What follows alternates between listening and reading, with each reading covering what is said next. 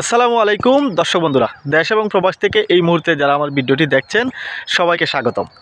তামিম ইকবাল খান, কলজাওয়ালা খান, দিলওয়ালা খান, এতদিন আমরা জানতাম যে তামিম ইকবাল খান একজন ভদ্র ক্রিকেটার, একজন ইনোসেন্ট ক্রিকেটার। তার কলিজাটা অনেক বড়, তিনি দানশীল, দয়াবান এবং তার অনেক কান্নাও আমরা দেখেছি, অনেক ইমোশন, অনেক আবেগ, অনেক কিছুই আমরা দেখেছি।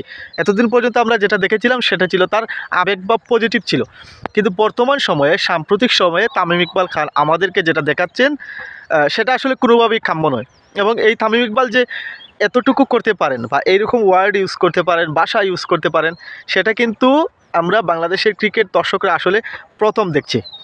যদিও আমরা এই চলতি বিপিএলে, এই 2025 সালে বিপিএলে ফরচুন বরিশালের ক্যাপ্টেন হচ্ছেন তামিম ইকবাল খান, রংপুরের ক্রিকেটার অ্যালেক্স হেলসের বিরুদ্ধে তার যে আগ্রাসী আচরণ আমরা দেখেছিলাম, সেটা পরবর্তীতে হয়তো অনেকেই বলেছিলেন যে আসলে এটা তামিম ইকবালই রাইট ছিল, অ্যালেক্স হেলস ভুল করেছিল, বা 17 বছরের একটা ছেলে ইমন ইকবালের পিছনে লেগেছিল অ্যালেক্স হেলস, তার প্রতিবাদ করেছেন তামিম, বা তিনি সেটা করেছেন। কিন্তু গতকালকের ম্যাচে ফরচুন বরিশাল এবং ঢাকা ক্যাপিটালসের ম্যাচে সাব্বির রহমানের সাথে আসলে যেটা ঘটেছে তামিম ইকবালের, সেটা কোনোভাবেই কাম্য নয়। কারণ গতকালকে সাব্বির রহমানের কোনো দোষ ছিল না। সে একটা বল ধরতে গেছিল বা চার আটকে ছিল, তার হাত থেকে বল বেরিয়ে গেছিল। এখানে কোনো ইঙ্গিতও হয়নি, কোনো ইশারাও হয়নি, 17 বছরের ছেলের পেছনেও কিন্তু সে লাগেনি।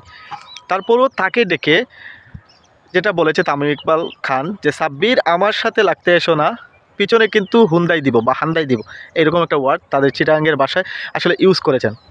যেখানে পরবর্তীতে তামিম, সাব্বির রহমানও তেরে আসছিলেন তাকে, তাদের দলের ক্রিকেটার তেশারা পেরেরা কিন্তু তাকে সেখানে বাধা দেয়। এদিকে আম্পায়াররা তামিমকে শান্ত করার চেষ্টা করেন।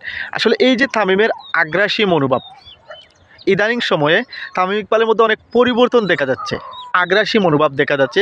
তিনি যে আগ্রাসন দেখাচ্ছেন, মনে হচ্ছে যে দেশটা তিনি আবার স্বাধীন করেছেন। মানে এখন দেখলে আসলে বোঝা যায় যে সাকিব আল হাসান এতদিন তাকে কেন টাইট দিয়ে রেখেছিল, কেন সাকিব আল হাসান তাকে টাইটের উপর রেখেছিল, বাড়তে দেয়নি।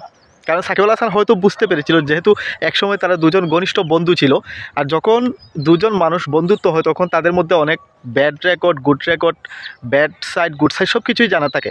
তো সাকিব আল হাসান তো আসলে খুবই ধূর্ত এবং চালাক প্রকৃতির লোক। সে জানে যে তার বন্ধুর দুর্বলতাটা কোথায় বা তার বন্ধু কতটুকু খারাপ আচরণ করতে পারে, এগুলা জেনে বুঝে সে এতদিন তাকে টাইটের উপর রেখেছিল।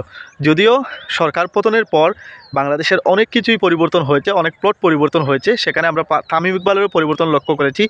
তিনি আমাদেরকে যা দেখাচ্ছেন আসলে তা চিন্তার বিষয়।